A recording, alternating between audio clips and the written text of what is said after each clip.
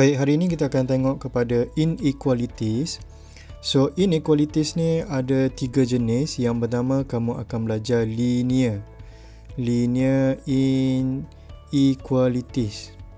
Yang kedua, kamu akan belajar quadratic inequalities.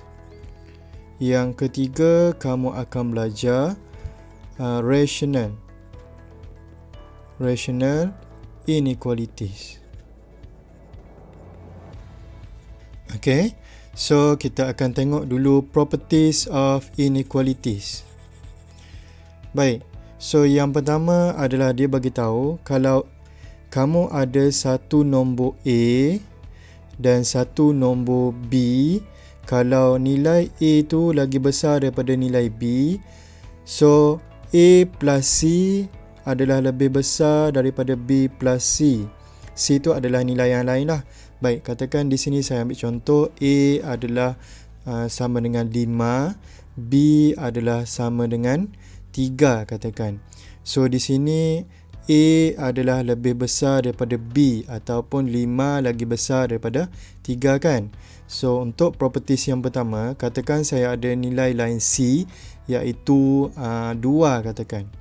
So di sini yang pertama ni dia cakap kalau 5 tambah 2 mesti lagi besar daripada 3 tambah 2, which means betul lah kan, 7 lagi besar daripada 5. Macam tu maksud dia. Baik, yang kedua dia cakap AC, kalau A darab dengan C mesti lagi besar daripada B darab dengan C. Okey, C tu mesti lebih besar daripada kosong. So katakan C saya sekarang ni adalah 2 juga.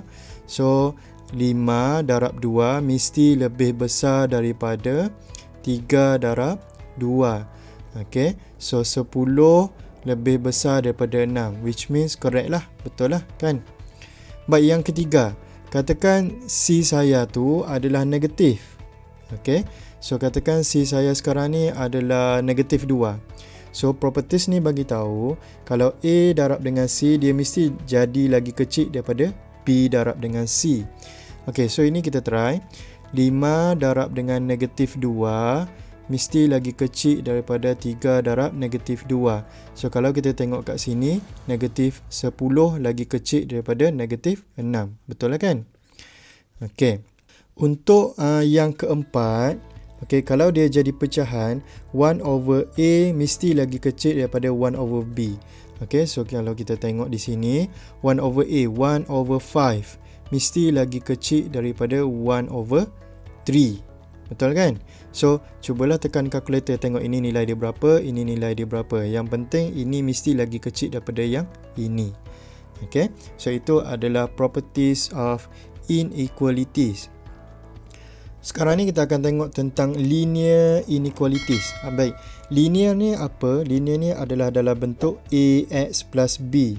Contohnya adalah 2x plus 1 ataupun negatif 7x plus 2 and so on lah.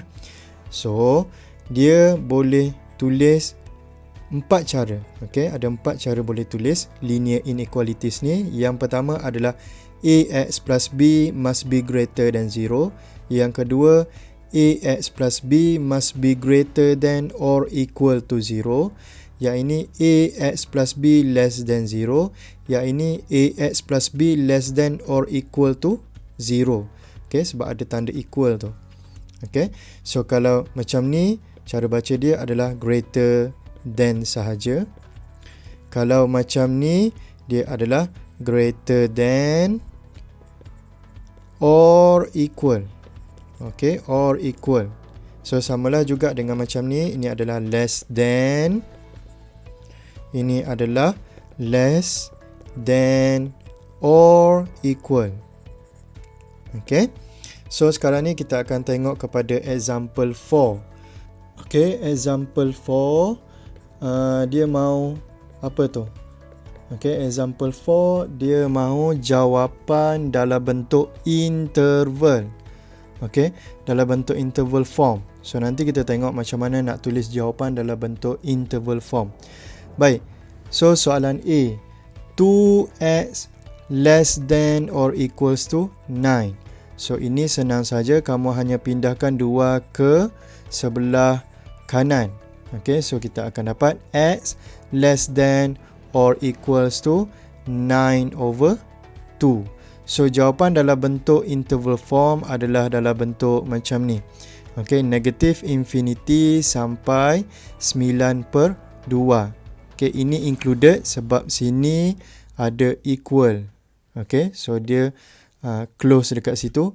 Infinity ataupun negative infinity always open. Okay, so ini adalah dalam bentuk interval form. Okay, so kita tengok soalan yang seterusnya. B. Okay, negative 2x greater than or equals to 8. So, yang pertama adalah kita boleh pindahkan 2 dahulu.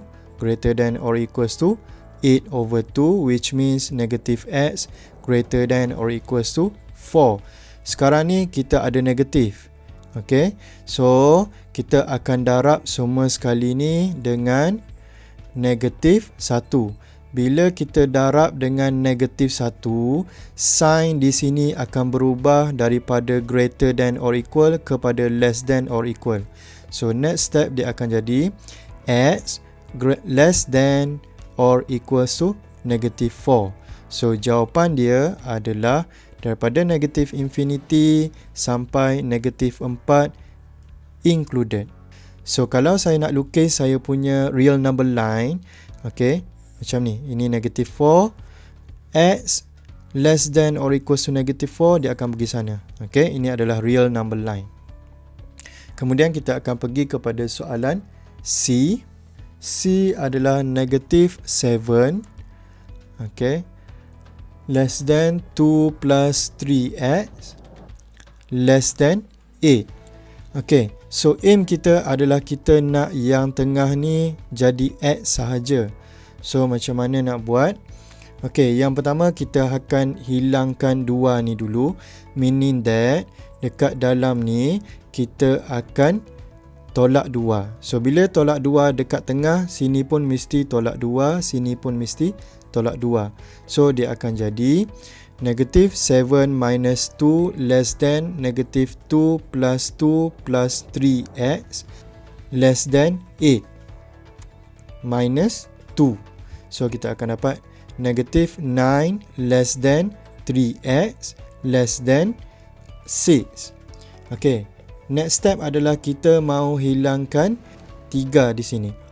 Okay, so macam mana nak buat? Kita akan darab dengan 1/3. So bila darab 1/3 di tengah, sini pun kena darab dengan 1/3, sini pun kena darab dengan 1/3. So kita akan dapat negative 3 less than x less than 2. Okay, semuanya darab dengan 1/3 ataupun semuanya bahagi dengan 3. So jawapan dalam bentuk interval form adalah okay, negative 3 sampai 2, di sini open, di sini open. So itulah jawapan untuk soalan C. Baik, kemudian kepada soalan D, negative 2 less than or equals to negative x plus 4/2 less than or equals to 9. So yang pertama adalah kita akan hilangkan 2 ni. So kita akan darab 2 di tengah, okay, di sebelah sini dan juga di sebelah sini. So kita akan dapat negative 4 less than or equals to negative x plus 4 less than or equals to 18. Kemudian kita akan hilangkan positif 4 ni, meaning that kita akan tolak 4 di tengah, di sini dan juga di sini. So kita akan dapat negatif 8 less than or equals to negative x. Okay, sini akan jadi kosong, less than or equals to 14. Kemudian next adalah kita akan hilangkan negatif tu. So kita akan darab dengan negatif 1 di tengah, di sini dan juga di sini. So kita akan dapat apa? Kita akan dapat 8. Okay, Bila darab dengan negatif 1, sign di sini dan di sini akan berubah. So dia akan jadi greater than or equal. Ini akan jadi X, ini akan jadi greater than or equals negative 14. Baik, dalam matematik kita jarang tulis macam ni, greater than ni. Okay, kalau dia kena apik ni, okay, dia akan tulis macam ni, negative 14 less than or equals to X less than or equals to 8. Okay, biasanya yang negatif kita akan letak di left hand side, yang positif kita akan letak pada right hand side macam jawapan ni. So sekarang ni kita punya solution, okay, in interval form akan jadi negative 14 until 8. Okay, ini close, ini close. So inilah jawapan dia. Kemudian soalan E, 6 less than 4 minus X less than or equals to 12. So macam biasa kita akan hilangkan 4 tu. So kita akan tolak 4 di sini dan di sini. So kita akan dapat 2, ini less than, negative X less than or equals to 8. Kemudian kita akan darab dengan negatif 1 di sini dan di sini. So kita akan dapat negatif 2 greater than X greater than or equals to negatif 8. Baik, kemudian kita akan rearrange. So jawapan kita akan jadi negatif 8 less than or equals to X less than negatif 2. Kemudian jawapan dalam bentuk interval form adalah negatif 8 sampai negatif 2. Di sini open, di sini close. So itu sahaja untuk example 4. Okay, untuk next video kita akan tengok macam mana nak selesaikan example 5. Okay, itu sahaja. Thank you guys.